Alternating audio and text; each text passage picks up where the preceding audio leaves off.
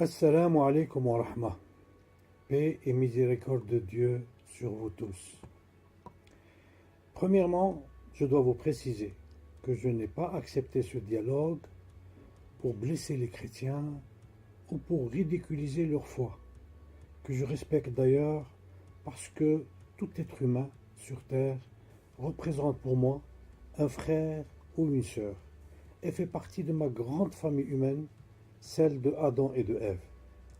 Je suis, par commandement islamique, contraint à respecter toute personne sur terre, qu'elle soit croyante ou qu'elle soit non croyante.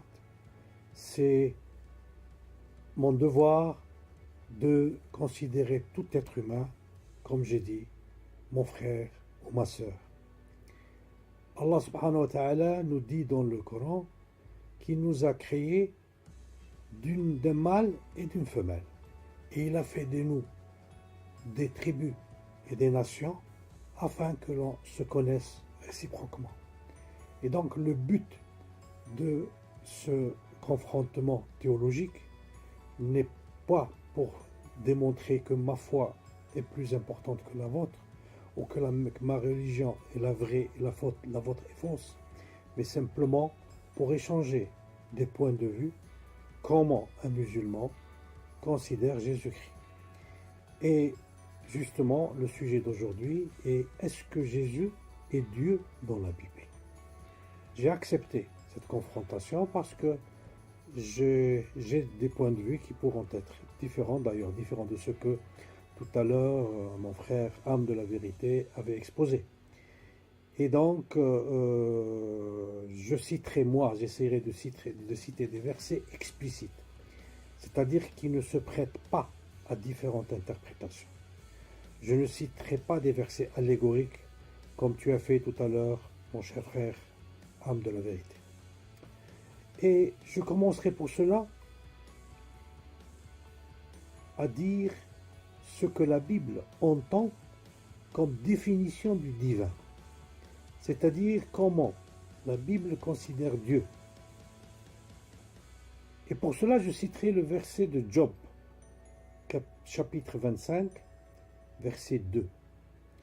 La puissance et la terreur appartiennent à Dieu.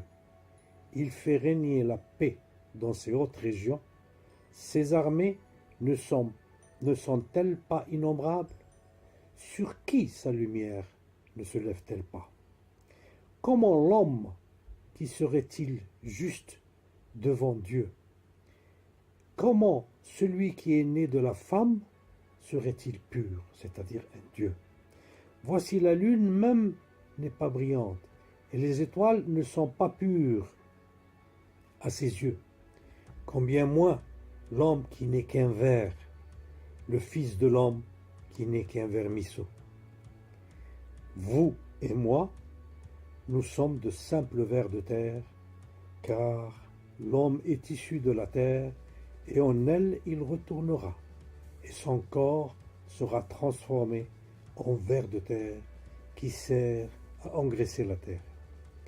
Dieu donc ne peut pas être né d'une femme. Autrement dit, comment pouvait-il être Dieu pendant les 9 mois de gestation? Qui aurait gouverné le monde pendant ces 9 mois?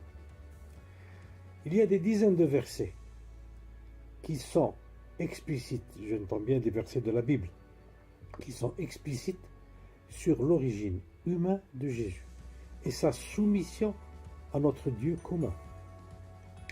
Je citerai en premier le fait que Jésus lui-même prononce sa non-divinité et son origine humaine. Dans l'évangile de Jean, chapitre 20, verset 17, Jésus lui dit, à qui? À Marie, Marie qui était une des proches de Jésus, et elle est partie le matin du dimanche pour voir dans le sépulcre si Jésus était toujours là. Elle trouva à l'intérieur du sépulcre 2 anges, et puis à l'extérieur c'était Jésus qui l'a vu, et il lui dit: Ne me touche pas, car je ne suis pas encore monté vers mon Père. Mais va trouver mes frères et dis-leur que je monte vers mon Père et votre Père, vers mon Dieu et votre Dieu. Il dit clairement qu'il a un Dieu. Donc un Dieu ne peut pas avoir un Dieu, parce que sinon il ne sera pas Dieu. C'est tout à fait normal et c'est tout à fait logique. Et si on se balade dans les épîtres de Paul, dans le Nouveau Testament, nous nous rendons compte, là aussi, que Jésus était considéré dans plusieurs points comme un homme soumis à Dieu, et pas comme Dieu. Dans la première épître de Timothée, paragraphe 2, nous lisons « Car il y a un seul Dieu, et aussi un seul médiateur entre Dieu et les hommes, Jésus-Christ, l'homme. » Donc, il est clair dans ce verset que Jésus-Christ n'est pas Dieu, qu'il y a un seul Dieu, comme on croit nous musulmans d'ailleurs, et que Jésus-Christ est intermédiaire entre Dieu et les hommes, et qu'il est homme lui aussi. Nous continuons encore dans Jean 14, verset 1. On lit « Que votre cœur ne se trouble point. Croyez en Dieu et croyez en moi. » C'est-à-dire qu'il faut croire aux deux, que Dieu est Dieu et que Jésus est l'intermédiaire de Dieu. Il est le messager de Dieu, il est le prophète de Dieu. C'est un verset explicite et sans ambiguïté pour dire que Jésus ne se considère pas être Dieu. Plus clair encore, il y a la séparation entre Jésus et Dieu. On la trouve dans ce verset. C'est au 1er Corinthiens, paragraphe 11, et c'est le verset 3. C'est Paul qui parle ici. Paul dit « Je veux cependant que vous sachiez que Christ est le chef de tout homme, que l'homme est le chef de la femme, et que Dieu est le chef de Christ. » Donc Christ n'est pas Dieu, il est soumis à Dieu, parce que Dieu est son chef. Lui, il est le chef de tous ses fidèles, et les hommes, selon la tradition de l'époque, les hommes sont les chefs de toutes leurs femmes, enfin de leurs femmes, voilà. Donc ici aussi, Jésus-Christ n'a rien à voir avec Dieu, c'est un soumis à Dieu parce que Dieu est son chef. Et pour confirmer que Jésus ne s'est jamais comporté comme étant Dieu, qui s'est fait homme, vous voici quelques versets de la Bible. Premièrement, Jésus, il priait. Il priait comme nous autres. Il faisait ses ablutions et puis partait en aparté, en isolement, et il priait. Marc, paragraphe 1, verset 35. On lit. Vers le matin, pendant qu'il faisait encore très sombre, il se leva et sortit pour aller dans un lieu isolé où il pria. Dans Luc, paragraphe 5, verset 16, et Jésus se retirait dans les lieux isolés et priait. Qui priait-il alors, si c'est lui Dieu? Et pourquoi le faisait-il dans l'isolement? Jésus priait Dieu sans aucun doute. Et voici la preuve de ce que je suis en train de dire. Dans l'évangile de Matthieu, verset 27, paragraphe 27, verset 46, on lit bien, et vers la 9e heure, Jésus s'écria d'une voix forte, Élie, Élie, lama sabachthani, qui veut dire toujours dans le verset, c'est-à-dire mon Dieu, pourquoi m'as-tu abandonné? Jésus appelle son Dieu, qui est le nôtre aussi, et démontre sa faiblesse parce que c'est un homme face au danger.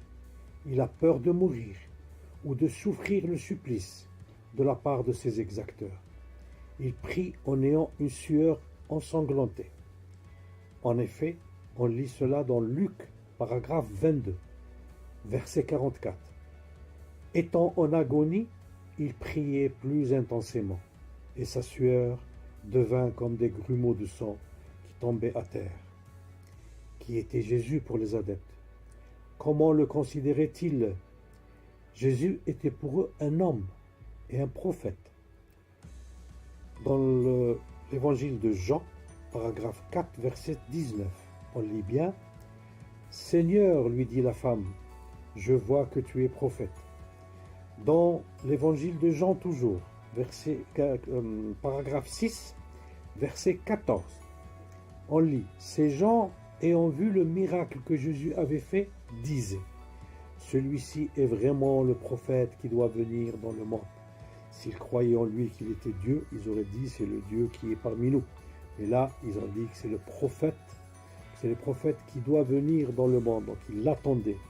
Ils attendaient le Messie qui était un prophète et qui est venu par le monde et qui a fait des miracles qui étaient prédits dans le Vieux Testament. On a aussi dans Jean, paragraphe 7, verset 16, Jésus leur répondit: Ma doctrine n'est pas de moi, mais de celui qui m'a envoyé. En voici encore une fois un verset qui dit que Jésus était un envoyé de Dieu, donc un messager de Dieu et pas Dieu. Toujours dans Jean 7, verset 28, et Jésus enseignant dans le temple s'écria: Vous me connaissez et vous savez d'où je suis. Je ne suis pas venu de moi-même, mais celui qui m'a envoyé est vrai, et vous ne le connaissez pas. Moi je le connais, car je viens de lui, et c'est lui qui m'a envoyé.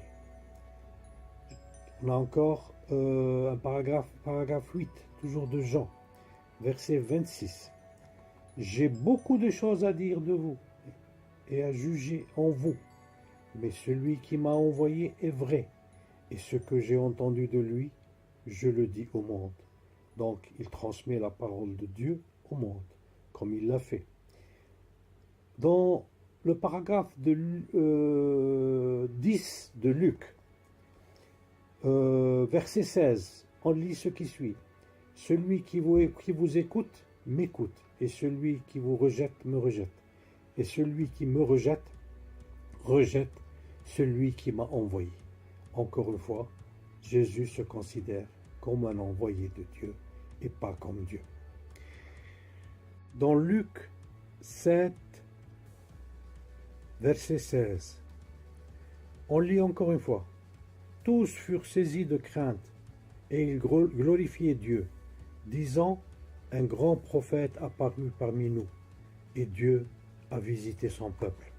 Encore une fois, nous avons le peuple qui considère Jésus comme, enfin les fidèles qui considèrent Jésus comme un prophète. Encore, on lit dans Luc 4, verset 42. Dès que le jour parut, il sortit et alla dans un lieu désert. Une foule de gens se mirent à sa recherche et arrivèrent jusqu'à lui. Ils voulaient le retenir afin qu'il ne les quittât point. Mais il leur dit: Il faut aussi que j'annonce aux autres villes la bonne nouvelle du royaume de Dieu, car c'est pour cela que j'ai été envoyé. Il a été envoyé par Dieu pour transmettre l'annonce que le royaume de Dieu est proche. Et en effet, si on lit les évangiles synoptiques, les 3 évangiles, on voit que Jésus n'a parlé que par parabole pour expliquer ce que serait le royaume de Dieu. De cela, on peut en parler dans une autre discussion. J'ai un point de vue musulman de ces prophéties sur le royaume de Dieu, mais je préfère arrêter ici.